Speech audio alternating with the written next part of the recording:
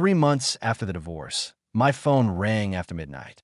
It was my ex-mother-in-law, crying so hard I could barely understand her. "Your husband is in emergency care. Bring $35,000 immediately." I didn't rush. I didn't ask what happened. I paused, smiled to myself, and let the silence do the talking. Then I said, "Sorry." 3 months was just enough time for my life to start feeling like my own again. Not healed, not perfect, but quieter. The kind of quiet that comes when you're no longer bracing for the next disappointment. My evenings had a rhythm now. I cooked what I liked. I slept without my phone face down in fear of notifications. I didn't flinch when it buzzed. At least, not until that night. The call came at 12:47 a.m. An unfamiliar number, but one I somehow recognized anyway. Some instincts don't disappear just because you stop feeding them. I stared at the screen for a moment before answering, already knowing this wouldn't be a casual check-in or a wrong number. People don't call past midnight unless they believe you still belong to them. Her voice was frantic, sharp with panic and entitlement all at once. She didn't say hello. She didn't ask how I was. She went straight to the demand, as if the last 3 months hadn't happened at all. As if the divorce papers hadn't been signed. As if the affair hadn't detonated our marriage. As if I were still the same woman who rushed to fix emergencies she didn't create. "Your husband is in emergency care," she said, sobbing dramatically. "You need to bring $35,000 here immediately." Not ask, not explain. Bring. In that moment, something crystallized with startling clarity. This wasn't a call for help. It was a test. A final assumption that no matter what had happened, no matter what boundaries I had drawn, I would still respond on command. That I would still panic, still pay, still place myself last in a crisis engineered by other people's choices. I leaned back on my couch and let her words hang in the air. I noticed how calm I felt. Not numb. Calm. The kind of calm that only comes after you've already survived the worst part and learned you won't die from saying no. She kept talking, filling the silence with urgency. She mentioned machines, doctors, bills, responsibility. She used the word family like a weapon, sharp and heavy. What she didn't use was his name. She didn't say ex-husband. She didn't acknowledge the divorce. In her version of reality, nothing had changed. I was still on call. I thought back to the woman I had been a year earlier. She would have already been grabbing her keys. She would have been asking what happened, where to go, how fast. She would have been mentally transferring money before the call even ended. That woman believed love meant responsiveness, even when it cost her dignity. This woman didn't move. I asked one question, softly, almost kindly. "Sorry," I said. "Who?" The silence on the other end was immediate and electric. It wasn't confusion. It was offense. How dare I not know? How dare I not rush? How dare I not remember my assigned role? She snapped his name then, sharp and irritated, as if correcting a child. My ex-husband's name. The man who had lied to me, cheated on me, and finalized a divorce without once taking responsibility for the damage he caused. The man whose mother had defended him at every turn, blamed me for his choices, and watched me walk away without a shred of apology. I let another pause settle in. Pauses are powerful when you're no longer afraid of what follows them. "He's not my husband," I said finally. Not loudly, not cruelly, just factually. She erupted, accused me of being heartless, reminded me of the years I'd spent married into their family, told me emergencies erase technicalities, claimed this wasn't the time for bitterness. It was fascinating how quickly she reframed accountability as cruelty when she needed something. I listened without interrupting, the way you listen to someone who no longer has authority over you. I realized she wasn't asking me to help because I was the best option. She was asking because I was the easiest. Because for years, I had been the solution they defaulted to when things went wrong. That version of me was gone, that I told her calmly that I wouldn't be bringing any money, that his medical bills were no longer my responsibility, that emergencies don't rewrite legal reality. She gasped, as if I had physically struck her. She said I'd regret this. She said people would know what kind of person I really was. I smiled again, unseen but steady. "I already know," I said, "and I'm at peace with her." I hung up before she could respond. When the call ended, I didn't feel guilt. I didn't feel triumph either. I felt something far more valuable. Finality. The understanding that no matter what crisis came next, I would no longer be drafted into fixing the consequences of other people's betrayals. I went back to bed and slept through the night. I woke up the next morning expecting something familiar. Guilt, doubt, that old reflex to replay the conversation and wonder if I'd been too harsh, too cold, too final. That reflex didn't come. Instead, there's a strange lightness, the kind you feel after finally setting down something heavy you didn't realize you were still carrying. The call hadn't reopened wounds. It had confirmed that I'd closed them properly. My phone was silent for exactly 40 minutes. Then the messages started.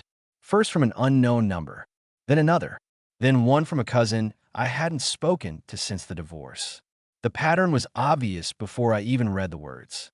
Panic spreads outward when the expected solution refuses to show up. People start calling the next easiest option, and when that fails, they begin building pressure. The first message accused me of cruelty. The second appealed to my better nature. The third implied legal consequences, though it was vague enough to be laughable. No one asked how I was. No one acknowledged that I was no longer married to the man in question. They spoke as if the divorce were a technical inconvenience rather than a legal and emotional conclusion. That told me everything I needed to know. I didn't respond immediately, not because I was unsure, but because urgency belongs to the person who created the emergency, not to the person they expect to clean it up. I made coffee, opened my windows, and let the morning in. Sunlight has a way of grounding you when other people try to pull you back into chaos. As the hours passed, the tone of the messages shifted. Accusations softened into pleas. Pleas turned into moral arguments. Moral arguments turned into outright blame. It was fascinating how quickly I transformed from family to heartless once I stopped being useful. That transformation hurt less than I expected. I had already mourned that version of belonging during the divorce. Around noon, my ex-mother-in-law called again. This time her voice was steadier, rehearsed. She'd clearly had time to regroup. She explained the situation more carefully now. A medical complication, unexpected costs, insurance delays. She framed it as temporary. Alone, something I could do just this once. I didn't interrupt her. I noticed how she still avoided the word ex, how she still spoke as if proximity to the crisis reinstated my obligations.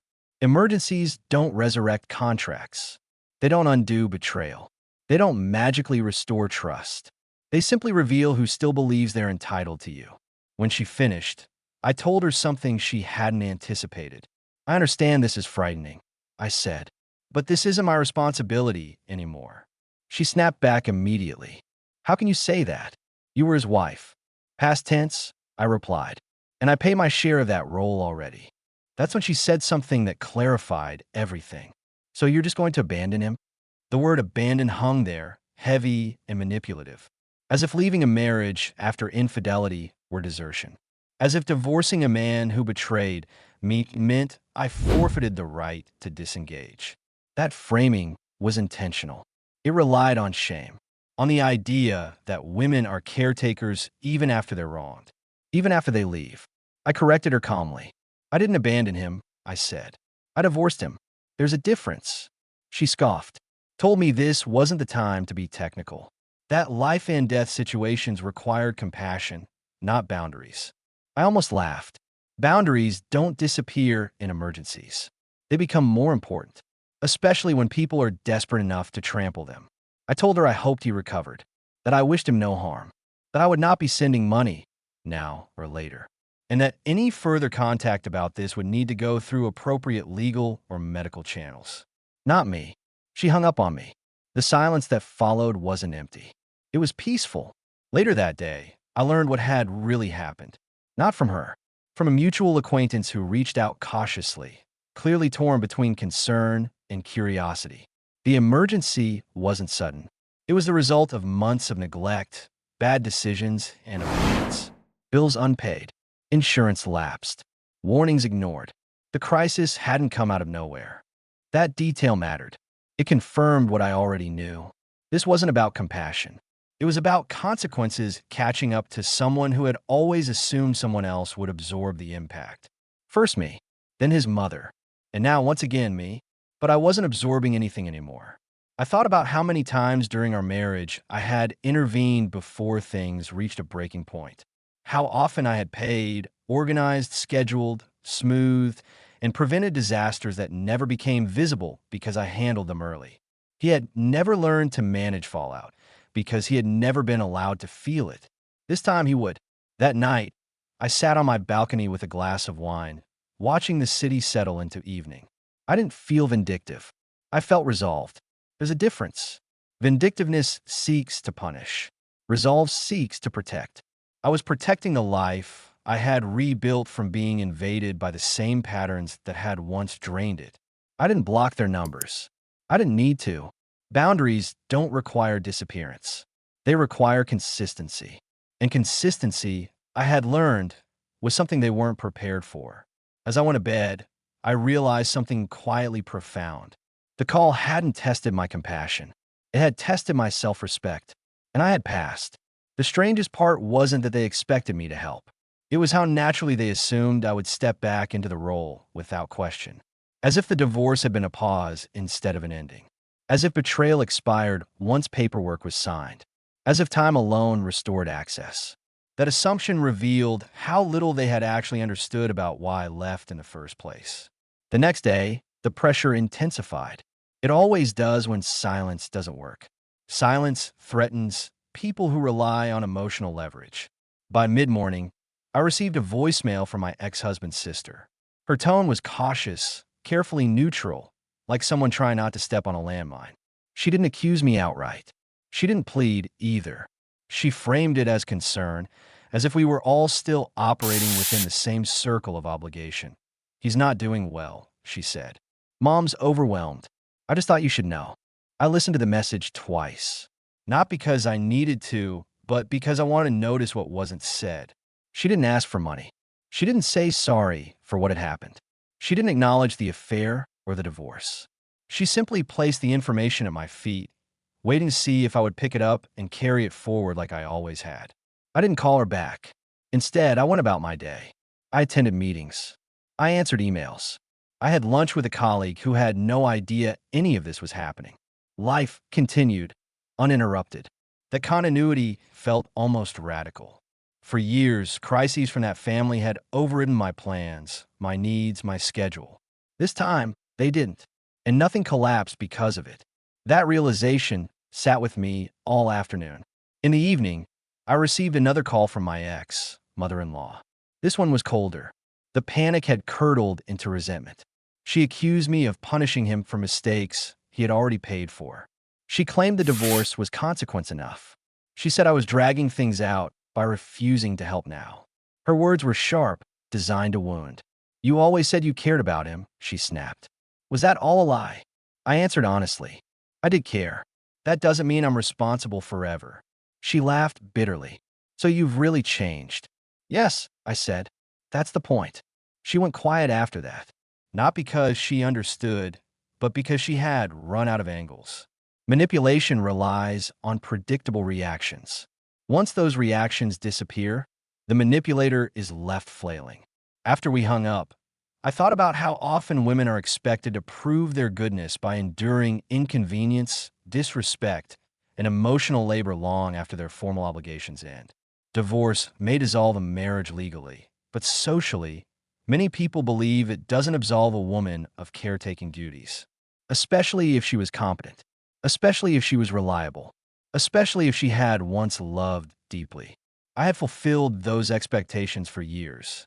I had been the organizer, the buffer, the solution. They didn't miss me. They missed the role. That night, I finally heard directly from my ex-husband. Not a call, a text. Short, uneven, clearly typed under stress. Mom said you won't help. I don't understand. That sentence carried so much entitlement it almost stunned me. Not fear, not accountability, confusion, as if my refusal were a glitch rather than a boundary. I stared at the screen for a long time before responding. I wasn't angry. I wasn't hurt. I was resolved. I'm not your wife anymore, I typed. Your emergencies are not mine to manage. The reply came almost instantly. So you're just going to let this happen? I didn't answer right away. I considered how often he had let things happen during our marriage. Let the affair happen. Let his mother interfere. Let me carry stress so he could remain comfortable. Let consequences slide because someone else absorbed them. This was the first time he would have to sit with the outcome of his own inaction. I'm not letting anything happen. I finally wrote. I'm stepping out of it. He didn't reply. Hours passed, then days. The silence this time felt different. It wasn't performative. It was heavy. I suspected he was beginning to understand what everyone else already sensed. That the bridge he assumed was still standing had been dismantled quietly, piece by piece, while he wasn't paying attention. A few days later, I learned more details. The emergency care had stabilized him. The immediate crisis passed. The bills, however, remained. And without insurance, without savings, without a partner to rescue him, reality was finally pressing in. People began adjusting. Plans were made. Payments negotiated. Resources scrambled together from places that weren't me. And you know what happened? They survived. The world didn't end because I didn't step in. He didn't die because I didn't pay. The family didn't collapse because I said no. All the catastrophic outcomes they warned me about turn out to be exaggerated, as they often are when people are desperate to regain control. That was the most sobering lesson of all. I had spent years believing that if I didn't intervene, disaster would follow. That belief had kept me trapped. Watching them adapt without me proved how false it was. People rise to the occasion when they have no other choice. They grow when they must. They take responsibility when there's no one left to outsource it to. That night, as I turned off my phone and prepared for bed, I felt something settle permanently. The crisis was over. Not his. Mine. I was no longer on call. No longer available by default. No longer the emergency contact for lives that imploded due to choices I didn't make. And I knew, with complete certainty, that even if the phone rang again, the answer would be the same. After the crisis passed, something subtler began. When panic fails, guilt takes its place. It seeps in quietly, wrapped in concern, morality, and unspoken expectations. I felt it almost immediately in the way people spoke to me differently. Softer voices, longer pauses, sentences that started with, I know it's complicated, but complicated is the word people use when they want you to carry something they don't want to hold themselves. I was invited to coffee by someone who had once been firmly neutral during the divorce. She chose her words carefully, stirring her drink longer than necessary. She said she admired my strength, then asked if I ever worried I might regret not helping when it mattered most.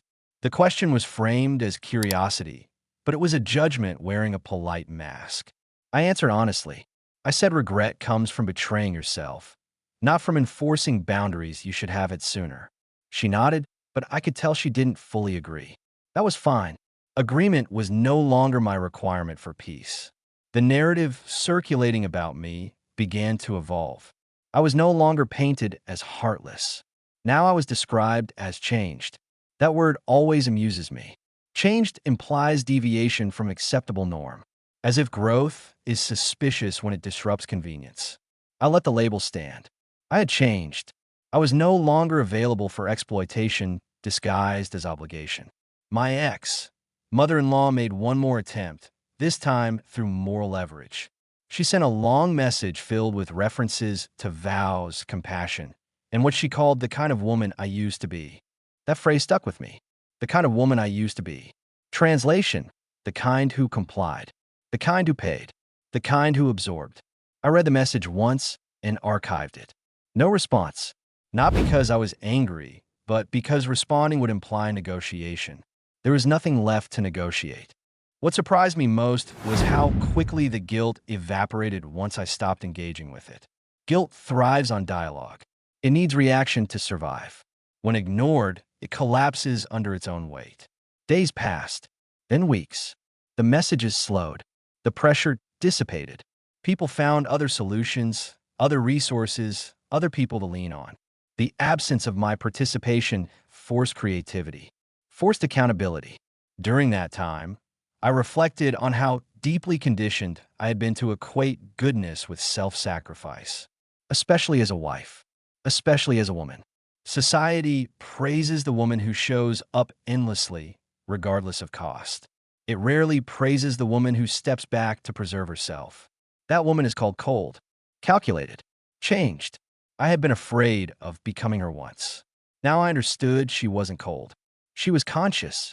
My ex-husband reached out again, this time not about money or emergencies. He asked how I was. The question felt tentative, almost unfamiliar.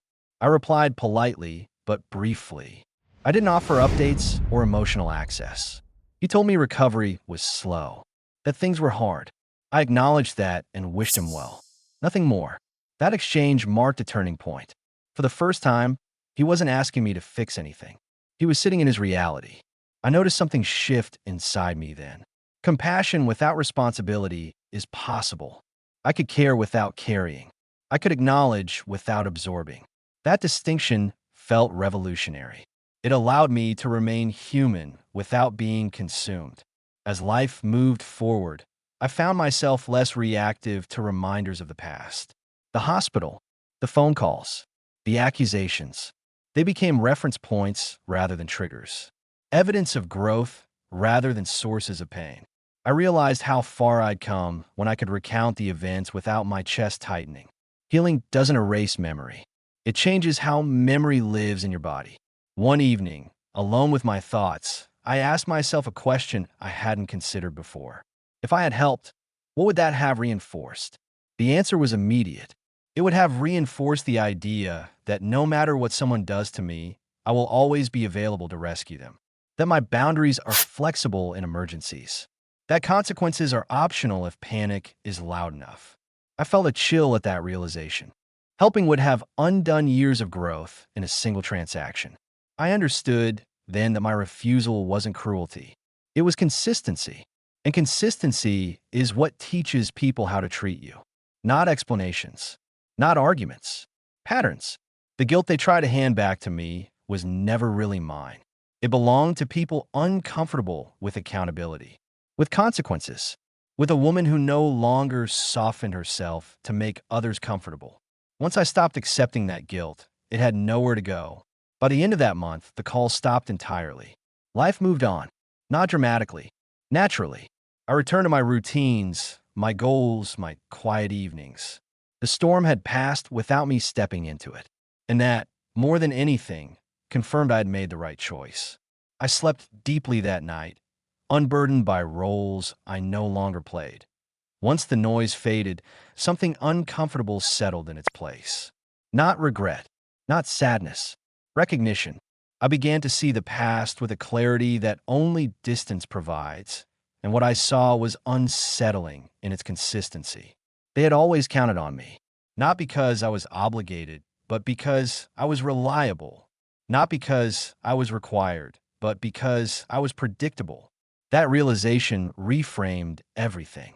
I started replaying moments from the marriage that I had once dismissed as normal. The times my ex-husband forgot to handle important paperwork and shrugged it off because he knew I would step in. The way his mother would casually mention a problem and then wait, confident I would solve it without being asked. The emergencies that only became emergencies when they reached me, already halfway resolved in their minds because my involvement was assumed. It wasn't malicious in the way people imagine villains to be. It was subtler than that. It was entitlement grown comfortable. The kind that forms when someone is always there, always capable, always willing to sacrifice their own ease to keep everything else running smoothly. Over time, gratitude fades and expectation takes its place. I had mistaken their dependence for appreciation. They were never the same thing. I realized something else too. The affair hadn't been an isolated betrayal. It had been enabled by the same dynamic. My ex-husband didn't fear consequences because consequences had never truly landed on him before. His mistakes were cushioned. His messes were managed. His discomfort was minimized. Even when I was hurt, I had prioritized stability over accountability. That pattern had taught him exactly what he could get away with. The emergency call wasn't a deviation from that pattern. It was its final expression, a last reach for the lever that had always worked. Panic hadn't driven them to call me. Habit had. Understanding that shifted something deep inside me.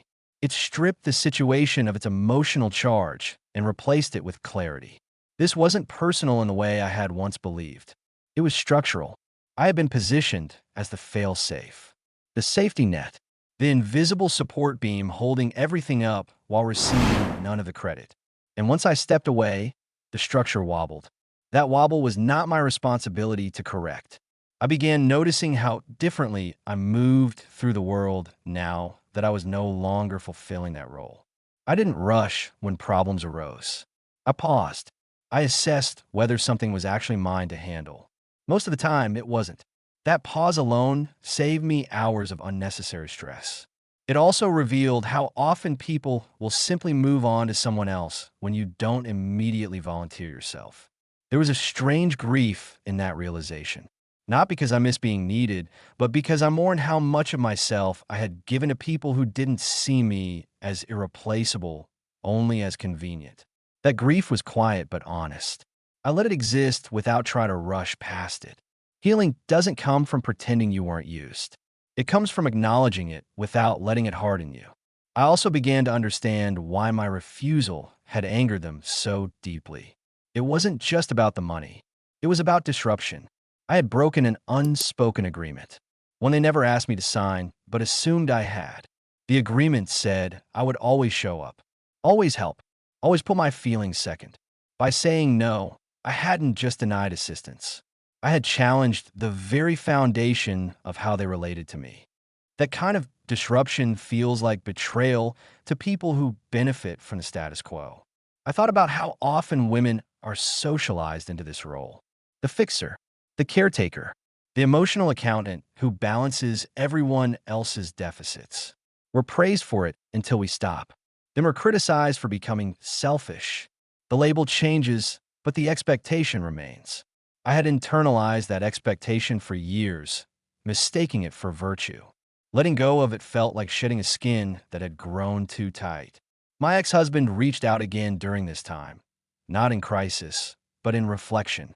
He admitted something I had long suspected. He said he had assumed I would always be there, no matter what he did. That assumption had made him careless, comfortable, reckless. Hearing him say it out loud was validating, but also sobering. Assumptions like that don't form overnight. They are built through repetition. I told him I hoped he learned from this, not for me, but for himself. I didn't offer reassurance. I didn't soften the message. Growth doesn't require comfort. It requires honesty. After that conversation, something inside me settled permanently. I stopped questioning whether I had done the right thing. Doubt dissolved not because others approved, but because my actions finally aligned with my values. I had chosen self-respect over reflex, integrity over obligation. That alignment brought a sense of peace that no external validation could have provided. I noticed how much lighter my days felt without the constant hum of responsibility that wasn't mine.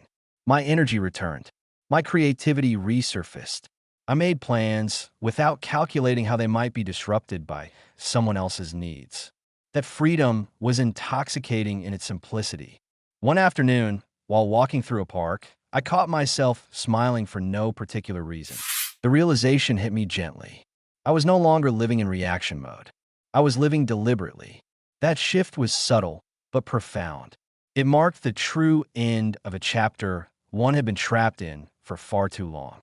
They had always counted on me. Now, I counted on myself, and that made all the difference. There's a strange moment that comes after you refuse to step back into an old role, a moment where you realize the world didn't collapse without you. That realization is both relieving and unsettling. Relieving because it confirms you were never as indispensable as you were made to feel. Unsettling because it forces you to confront how much of your identity was wrapped around being needed. Once I stopped intervening, things rearranged themselves quickly. Not gracefully, not efficiently, but inevitably. My ex-husband's family scrambled. They argued among themselves. They negotiated with hospitals, creditors, and insurance companies they had ignored for years. Solutions appeared slowly, imperfectly, but they appeared, and every time they did, I felt a quiet confirmation settle deeper in my chest. This was never something only I could fix. I had simply been the easiest option. I thought often about how differently this situation would have played out if I were still married. The call would have been followed by frantic movement. Keys grabbed, transfers made, apologies issued for delays I didn't cause. I would have been exhausted before even reaching the hospital. That version of me would have framed it as love, duty, or loyalty. But love that demands self-erasure isn't love. It's obligation dressed up as virtue. The distance allowed me to see how often urgency had been manufactured to override my boundaries. Crises were always framed as now or never, life or death, moral emergencies that justified bypassing consent. And when I complied, it reinforced the tactic. My refusal broke the cycle. Once they realized panic no longer worked, they were forced to adapt. There was one moment that crystallized this for me. A mutual acquaintance mentioned casually that the hospital had worked out a payment plan and that extended family members had contributed smaller amounts. It all came together eventually, she said, as if surprised. I smiled politely, but inside, something shifted permanently. Eventually had always been possible. It just hadn't been necessary when I was available. That understanding carried a strange mix of grief and empowerment. Grief for the years I spent believing I was the only barrier between stability and chaos. Empowerment in knowing that belief had never been true. I wasn't the foundation. I was the patch. And patches are only valued until someone learns how to repair the structure underneath. I noticed how my body responded differently to stress now. My shoulders didn't tense automatically. My jaw stayed relaxed. Even when I thought about the situation, my breath remained steady. That physical change told me something my mind was still catching up to. I was no longer living in a constant state of readiness for someone else's disaster. With that came a new kind of confidence. Not loud, not performative, quiet and immovable. I didn't feel the need to justify my choices or rehearse explanations in case someone challenged me. When questions came, I answered simply. When judgment came, I let it pass. I trusted myself enough not to engage in every narrative that tried to pull me back. My ex-husband reached out once more during this period, not with urgency, but with something close to humility. He said navigating the aftermath without me had been overwhelming. He said he finally understood how much I had shielded him from. There was no apology attached, just acknowledgement. That acknowledgement mattered more than an apology ever could have. It meant the illusion was gone. I didn't respond immediately. Not because I was withholding, but because I was honest with myself about what I wanted to say. When I did reply, I kept it brief. I told him I hoped the experience helped him grow. That was all. No reassurance. No reopening. Growth doesn't need encouragement from the people it once drained. As time passed, I realized something else had changed. My tolerance for emotional manipulation dropped to zero. Not just with him or his family, but everywhere. I recognized guilt-laced language instantly. I noticed when urgency was used to bypass consent. I saw patterns I had once rationalized. That awareness made my world simpler, not harder. Simpler because I stopped engaging with dynamics that required me to betray myself. Friends noticed the change too. They commented on how grounded I seemed, how decisive. One joked that I had developed unshakable energy. I laughed, but the description stuck. It wasn't that I was unshakable. It was that I no longer handed my balance to people who thrived on destabilizing others. There was a moment, weeks later, when my phone rang late at night again. A different number, a different situation. I answered calmly, listened, and when it became clear the issue wasn't mine to solve, I said so without hesitation. I hung up and went back to sleep. No adrenaline, no second-guessing, just clarity. That was when I knew the transformation was complete. Not stepping back and had rewired something fundamental. It had taught me that availability is a choice, not a duty. That compassion doesn't require self-sacrifice. That boundaries are not walls, but filters. They let in what nourishes and keep out what depletes. I stopped measuring my worth by how indispensable I was. I started measuring it by how aligned my life felt. The difference was profound. Alignment brought peace. Peace brought clarity, and clarity made every subsequent decision easier. The power of not stepping back and wasn't in what it denied others. It was in what it gave me. Autonomy, rest, a sense of self not tethered to someone else's chaos. That power didn't need to be exercised loudly. It simply existed, shaping my life in ways I was only beginning to understand. Once it became clear I wasn't stepping back in, something else began to happen. The story changed, not privately, but publicly, subtly, through whispers and reframing. When people can no longer control your actions, they try to control the narrative. I watched it unfold with a kind of detached curiosity, as if I were observing a social experiment rather than my own life. I heard that I had become unrecognizable. That word came up often. Unrecognizable implies betrayal of expectation, not wrongdoing. It means you no longer fit the role people assigned you. Some said I had grown cold. Others said success had changed me. A few suggested I had always been calculating and that my kindness before had been performative. It was fascinating how many versions of me appeared once I stopped being available. First, I felt the old urge to correct them, to explain, to clarify context, to remind people of the affair, the divorce, the years of emotional labor. That urge passed quickly. I realized something important. People who rewrite history are not confused. They're uncomfortable. Clarifying would not bring understanding. It would only invite debate.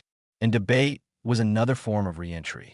What struck me most was how quickly my past contributions were minimized.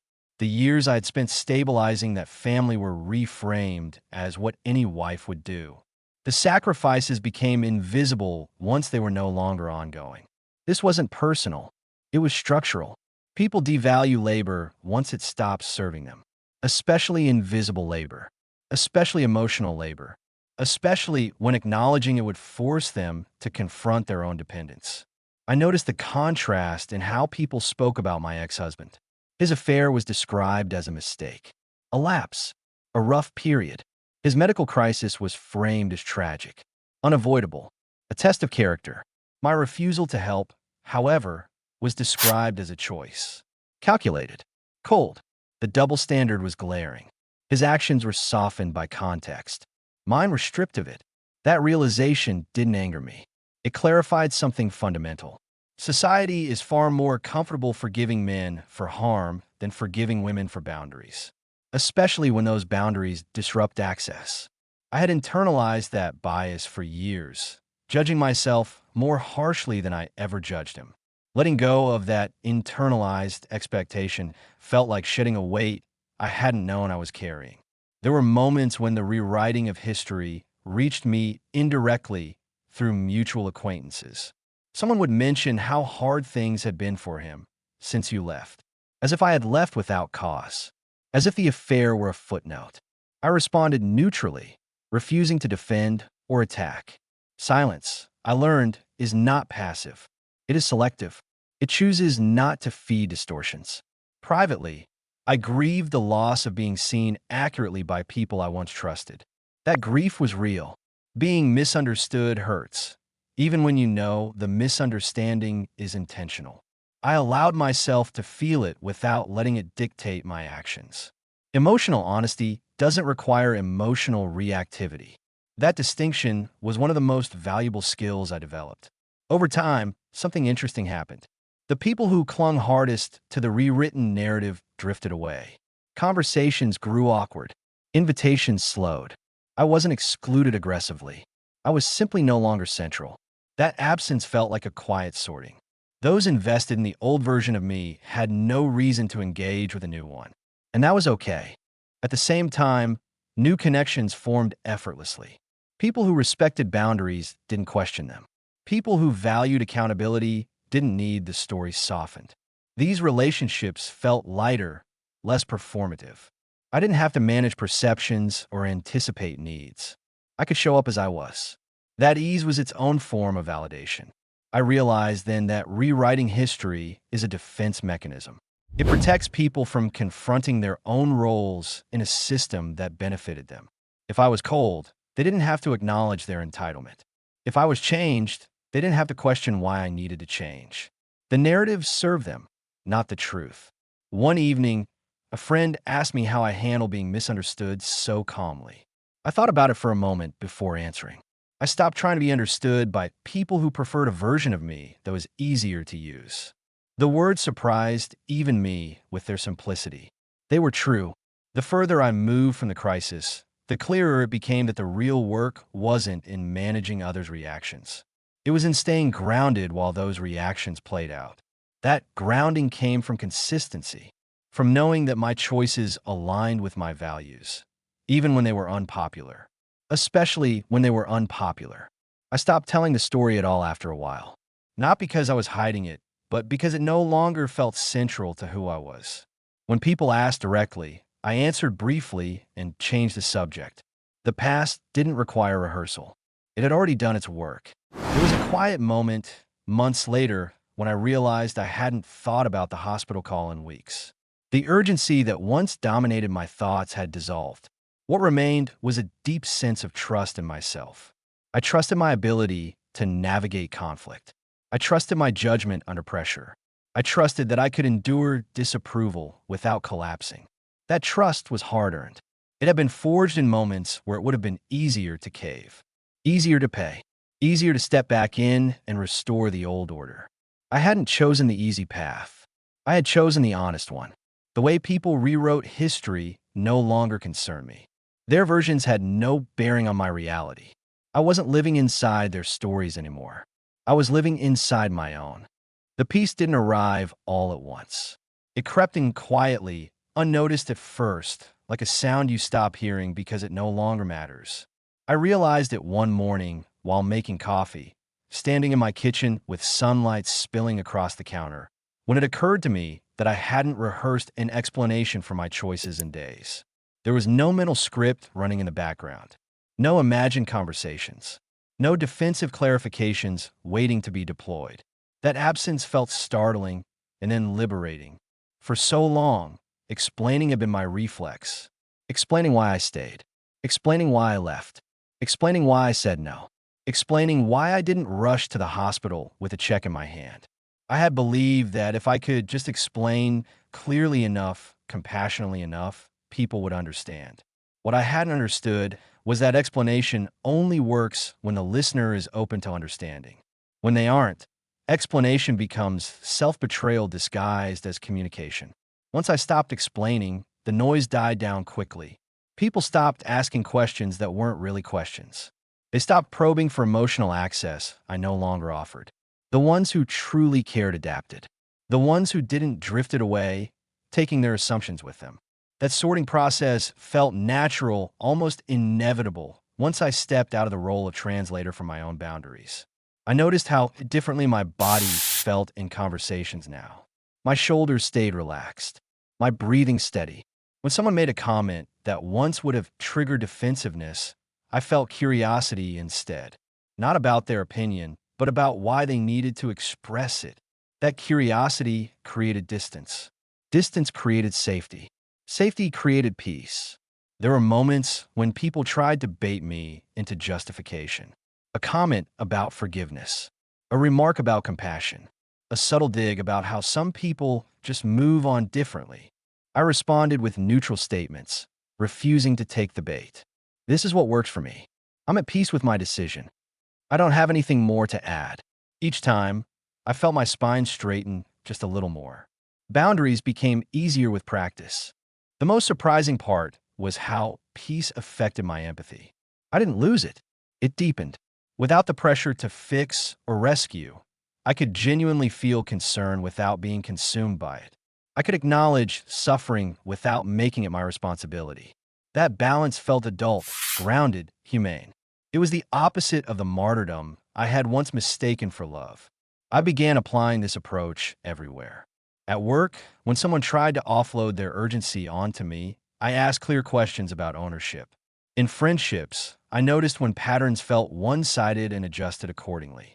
In dating, I paid attention to how people responded to my no. Respect for boundaries became non-negotiable, not because I was rigid, but because I valued peace too much to trade it away. There was a moment when my ex-mother-in-law tried once more to make contact, this time through a handwritten letter. It was dramatic, emotional, filled with nostalgia and regret, carefully crafted to bypass my resolve. I read it slowly, noticing how it centered her pain while barely acknowledging mine. The old me would have responded. The new me folded the letter, placed it in a drawer, and went on with her day. No response was the most honest one I could give. That decision didn't feel cold. It felt complete. As weeks passed, I realized something profound. Peace isn't the absence of conflict. It's the absence of self-abandonment. Conflict still existed. Opinions still circulated. Judgments still formed. But I was no longer fighting myself in the process. I wasn't torn between what I felt and what I allowed. My actions matched my values, and that alignment was stabilizing. I thought often about how different this outcome was from what people predicted.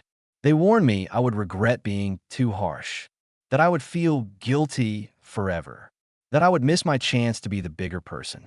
What they didn't understand was that being the bigger person had cost me years of my life.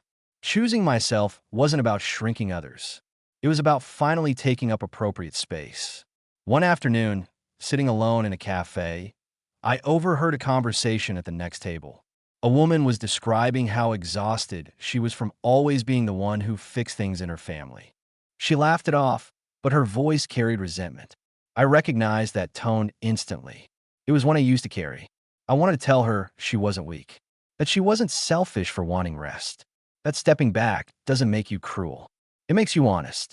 But I didn't interrupt. Everyone has to arrive at that realization in their own time. Instead, I silently wished her clarity. My life continued to expand in small, meaningful ways. I took on projects that excited me. I traveled without coordinating with anyone else's needs. I built routines that supported my well-being instead of draining it. None of it felt dramatic. It felt steady, sustainable, real. There were still days when sadness surfaced unexpectedly. A memory, a song, a familiar place. I let the sadness pass through without attaching stories to it. Healing, I learned, isn't about erasing emotion. It's about letting emotion move instead of trapping it in explanation and rumination. The peace that came from not explaining was cumulative. Each time I resisted the urge to justify, it strengthened. Each time I chose silence over defense, it deepened. I began to trust that people who mattered would understand without explanation, and those who didn't were not entitled to one. Looking back, I saw how much energy I had wasted trying to manage perceptions, trying to be seen as good, kind, reasonable. Those labels had never protected me. Integrity did. Self-respect did. Peace did. The crisis that once threatened to pull me back into chaos had instead anchored me more firmly in myself. I no longer feared being misunderstood. I no longer feared being judged. I feared only one thing now: betraying myself again. And that fear, unlike the others, was healthy. Freedom didn't arrive with fireworks or relief so intense it made me cry. It arrived quietly, almost unnoticed, on an ordinary afternoon when I realized I wasn't thinking about them at all. Not my ex-husband, not his mother, not the hospital call, or the accusations, or the rewritten versions of events. My mind was fully occupied with my own life, my own plans, my own thoughts. That absence felt like a revelation. I was walking through a bookstore, one of those small independent ones with creaky wooden floors and uneven shelves, when it hit me. I had picked up a book purely because it interested me, not because it might help me cope, heal, or understand what had happened. I wasn't searching for answers anymore. I was simply curious. That shift mattered more than any declaration of closure ever could. For years, my mental landscape had been crowded with other people's needs, reactions, and potential crises. Even after the divorce, even after the emergency call, there had been a lingering vigilance, a low-level awareness that something might pull me back in. That vigilance was gone. My nervous system had finally accepted what my mind already knew. I was safe. I was autonomous. I was done. I sat in the corner of the bookstore and reflected on how freedom had been portrayed to me growing up. It was always dramatic, leaving everything behind, cutting people off completely. starting over in a new city with a new identity. My freedom looked nothing like that. It was subtle. It was being able to enjoy an afternoon without scanning my phone. It was making decisions without anticipating fallout. It was trusting that I didn't owe access to anyone simply because they demanded it. That trust in myself was hard-won. It had been built through repetition, through saying no and surviving the discomfort, through letting people be disappointed without rushing to fix it, through choosing alignment over approval again and again until it became instinctive. Freedom, I realized, isn't a single decision. It's a pattern. Later that day, I ran into someone I hadn't seen since before the divorce. She asked how I was doing, bracing herself as if expecting a complicated answer. I smiled and said I was well, truly well. She looked surprised, then relieved. Sometimes people need permission to believe that choosing yourself doesn't doom you to misery. I gave her that permission simply by existing. As we talked, she mentioned hearing things about what had happened. The tone was cautious, probing. I answered briefly, without defensiveness. Yes, it had been difficult. Yes, it had been necessary. No, I didn't regret it. That was all. The conversation moved on. That ease would have been unimaginable to me a year earlier. Walking home, I thought about how much fear had once governed my decisions. Fear of being alone. Fear of being judged. Fear of being seen as unkind. Fear of what would happen if I stopped holding everything together. None of those fears had come true. I wasn't alone. I wasn't unkind. And the world hadn't collapsed when I stepped back. In fact, my life had expanded in ways I couldn't have predicted. I thought back to the night of the emergency call, how instinctively they had reached for me, how confident they were that I would comply. That moment now felt like a final test I hadn't known I was preparing for. Passing it had changed something fundamental.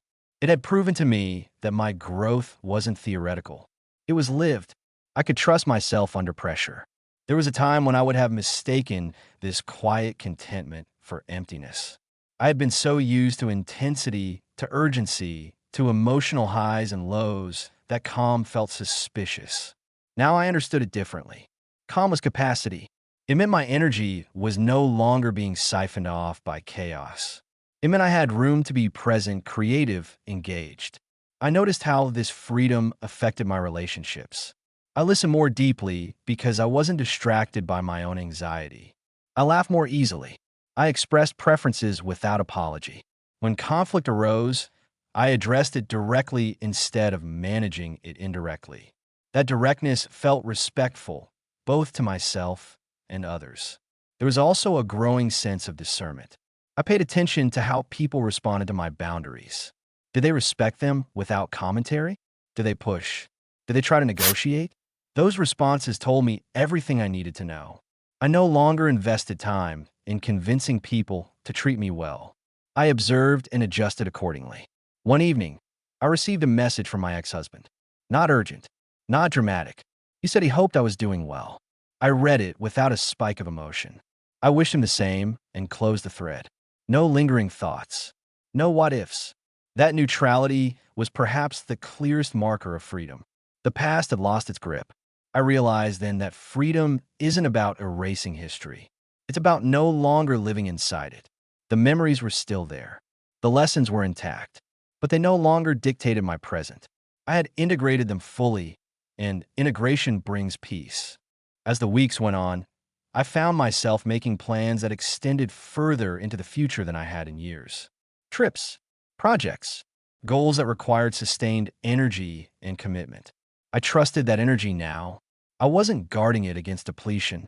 I wasn't rationing it in anticipation of someone else's emergency. I was investing it in myself. That trust changed the way I moved through the world. I stood a little straighter. I spoke a little more slowly. I listened to my intuition without questioning its legitimacy. Freedom had given me something invaluable: authority over my own life. I thought about all the women who never get this far, who step back into old roles at the first sign of guilt, who mistake discomfort for wrongdoing, who never get to experience this quiet, steady sense of self because they're constantly pulled back into other people's storms. My heart ached for them, not with pity, but with understanding. If I could tell them one thing, it wouldn't be to be brave or strong. It would be this: You don't have to earn your freedom. You claim it the moment you stop abandoning yourself. That afternoon in the bookstore marked the day I understood what freedom actually felt like. Not dramatic, not loud, but undeniable. And once you feel it, you never confuse it with obligation again. After that day, doubt never returned the way it used to. It didn't circle back at night or sneak into quiet moments with its familiar questions. I didn't replay conversations wondering if I should have been softer, kinder, more understanding. The part of me that once negotiated with guilt had gone silent. Not because I'd hardened, but because I'd finally accepted a truth I had resisted for years. You don't owe perpetual access to people who prove they would misuse it. That clarity changed how I remembered the past, not by rewriting it, but by reframing it. I no longer saw myself as someone who stayed too long or tolerated too much out of weakness.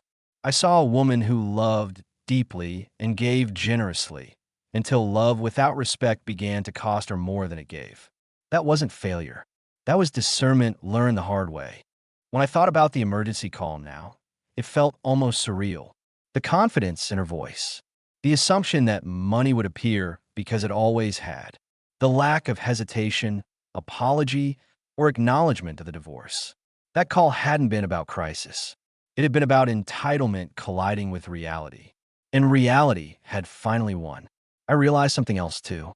If I had given the money, even once, nothing would have changed. The next call would have come sooner. Louder, more demanding. Emergencies have a way of multiplying when they're rewarded. My refusal didn't just protect me in that moment. It protected my future. There were times when people tried to frame my choice as bitterness, as revenge, as punishment.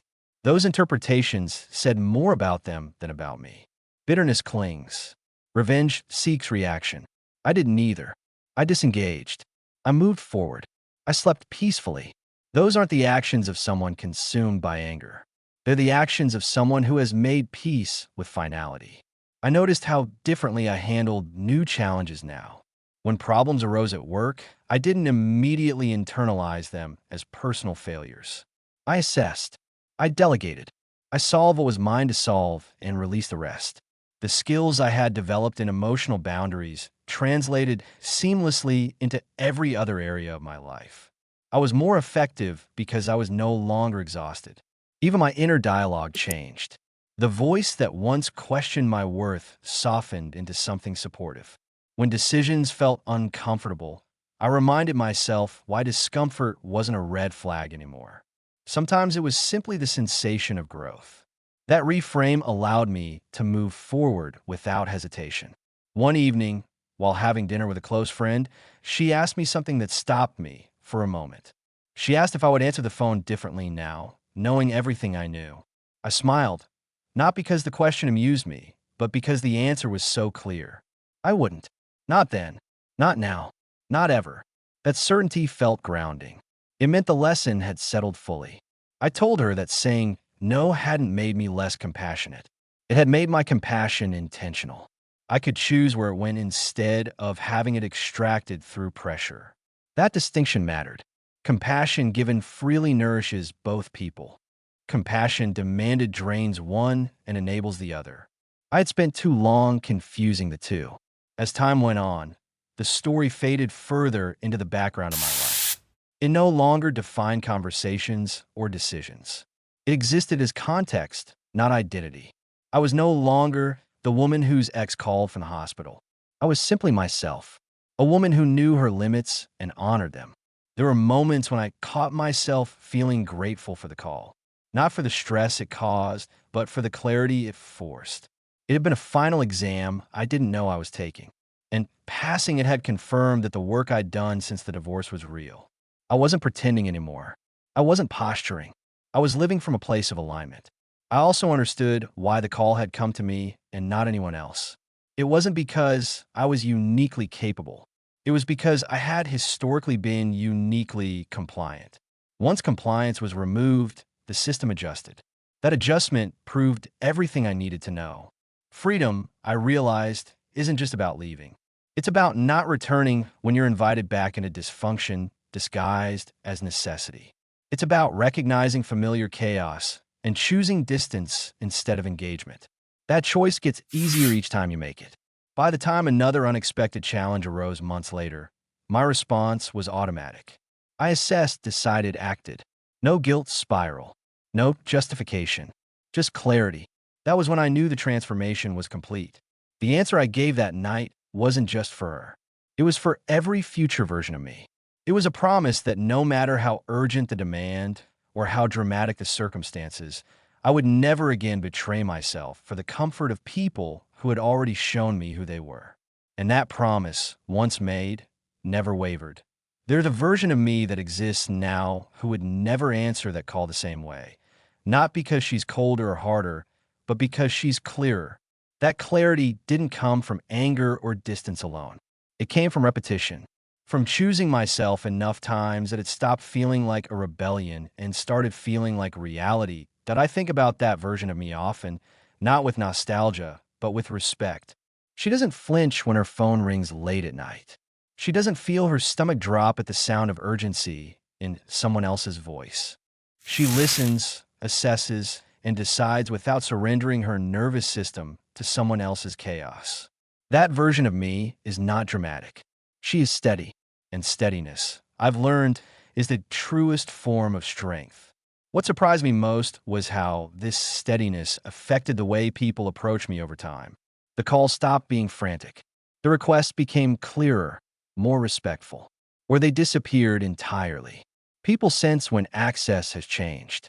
They adjust their behavior accordingly. Boundaries don't just protect you. They teach others how to engage with you. I noticed that when people did ask for help now, it came with context, accountability, and permission for me to decline. That shift told me everything. The old dynamics had thrived on assumption. The new ones required consent. That difference was profound. There were moments when I caught echoes of my old reflexes. A fleeting thought that maybe I should check in, maybe I should offer something, maybe I should soften my stance. Those thoughts passed quickly. They no longer carried authority. I recognized them as habits, not truths. Habits formed under pressure dissolve when they're no longer reinforced. I also noticed how my sense of identity had changed. I was no longer defining myself by how much I could endure or how many crises I could manage. I defined myself by how honestly I lived. That honesty extended inward as much as outward. I was honest about my limits, honest about my capacity, honest about what I would and would not do. That honesty brought a kind of self-trust I had never experienced before. I trusted my instincts without interrogating them. I trusted my decisions without seeking reassurance. I trusted that even if someone disagreed, I would survive it. That trust made life simpler. Not easier, but simpler. Fewer mental negotiations. Fewer emotional debts. I thought about how many women are taught to answer calls like that one. To rush. To rescue. To put themselves last because someone else is louder. We're taught that being indispensable is a virtue, that being needed is proof of worth. What we're rarely taught is how to step away without guilt when being needed becomes being used. The version of me that exists now understands that stepping away is not abandonment. It's discernment. It's recognizing when involvement perpetuates harm rather than alleviating it. It's choosing not to participate in cycles that rely on your self-neglect to continue. I realized that the most radical thing I had done wasn't refusing the money. It was refusing the role of fixer, the role of buffer, the role of emotional emergency contact. Once I refused the role, everything else followed naturally. Money, access, availability. All of it was secondary. That refusal didn't make me less loving. It made my love more precise. I no longer scattered it in places where it would be wasted or weaponized. I invested it where it was reciprocated, respected, and returned. That precision protected me from burnout and resentment. It allowed me to show up fully where it mattered. Sometimes I wondered if my ex-husband understood the full weight of that call now. Not the financial aspect, but the symbolic one. Whether he realized it marked the final severing of an old dynamic. Whether he understood that when I said sorry, I wasn't being cruel. I was being accurate. He was no longer my responsibility. And accuracy, I've learned, is kinder than false hope. I didn't need him to understand for the boundary to hold. Boundaries don't require comprehension. They require consistency. And I was consistent. With him, with his family, with myself. As months passed, my life continued to fill with things that had nothing to do with them. Work that challenged me. Friendships that nourished me. Quiet mornings that belonged entirely to me. I no longer felt like I was recovering from something. I felt like I was living forward. The version of me that exists now doesn't romanticize the past or demonize it. She sees it clearly. She understands how she got there and why she left. She carries the lessons without carrying the weight. That balance is something I protect fiercely. If that phone were to ring again, if the same voice were to demand the same thing, the outcome would be exactly the same. Not because I've rehearsed it, but because it's who I am now. I don't answer calls that assume access I didn't grant. I don't rush to fix consequences I didn't create. I don't abandon myself to soothe someone else's panic. That version of me isn't temporary. She isn't situational. She's permanent. And knowing that brings a sense of peace so deep it doesn't need to be explained, defended, or justified. The silence that followed wasn't empty, and it wasn't awkward. It was mine. For the first time, it didn't feel like a pause waiting to be filled by someone else's needs or demands. It felt complete on its own. I noticed it most in the evenings, when the day slowed down and there was nothing pressing, nothing unresolved tugging at my attention. The quiet didn't ask anything of me. It simply existed. I realized then how rarely I had allowed silence to belong to me before. Silence had always been temporary, a fragile space before the next request, the next problem, the next emotional obligation. I had lived in a state of readiness for so long that true stillness felt unfamiliar. Now it felt grounding, like standing on solid ground after years of balancing on shifting sand. I thought about how much my life had been shaped by responsiveness, how quickly I answered, how reliably I showed up, how often I put my own discomfort aside to keep things moving smoothly for everyone else. That responsiveness had once been praised. It had earned me approval, trust, even admiration. What it hadn't earned me was peace. Peace only arrived when I stopped equating availability with worth. There was no dramatic final confrontation, no moment where everyone suddenly understood my perspective. That kind of ending exists mostly in stories told for entertainment. Real endings are quieter. They happen internally. They happen when you stop needing validation from the people who never offered it freely in the first place. The call from my ex, mother-in-law, became a marker in my memory, not because of what was asked, but because of how I responded. That response wasn't rehearsed. It wasn't calculated. It came from a place of deep alignment. I had reached a point where my instincts and my values finally spoke the same language. That alignment is rare, and once you experience it, you protect it. That I noticed how much more present I was in my own life now. I paid attention to small details. The way my coffee tasted in the morning, the rhythm of my walks, the satisfaction of finishing something I cared about. Presence replaced vigilance. That trade changed everything. There were still moments of sadness, of course. Letting go always carries a quiet ache. But the ache no longer felt like loss. It felt like release. I wasn't mourning what I had lost. I was honoring what I had gained. A sense of self that didn't depend on crisis. A sense of worth that didn't require sacrifice. I stopped wondering if they thought about me, whether they regretted their choices, whether they understood the impact of what they had done. Those questions lost their urgency. Closure didn't come from their realization. It came from my acceptance that I didn't need it. The silence became a companion rather than a void. It held space for reflection, creativity, rest. It reminded me that my life didn't need to be loud or dramatic to be meaningful. It needed to be honest. That honesty showed up in the choices I made every day, small and large, in what I engaged with, in what I declined, in how I treated myself when no one else was watching. I understood now that the most powerful boundary I had set wasn't the refusal to send money. It was the refusal to be pulled back into a narrative that required my self-neglect. That refusal had reshaped my life more than any argument or explanation ever could have. When I thought about the future, I didn't feel anxious. I felt curious.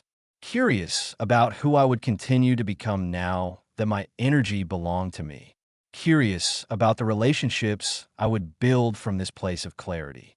Curious about the quiet possibilities that emerge when you're no longer reacting to the past. The silence that finally belonged to me wasn't an ending. It was space. Space to live deliberately. Space to choose differently. Space to hear myself think. And in that silence, I knew with complete certainty that no matter who called, no matter how urgent they sounded, no matter how much they assumed I would return to who I used to be, I wouldn't. Because who I am now doesn't answer to assumptions.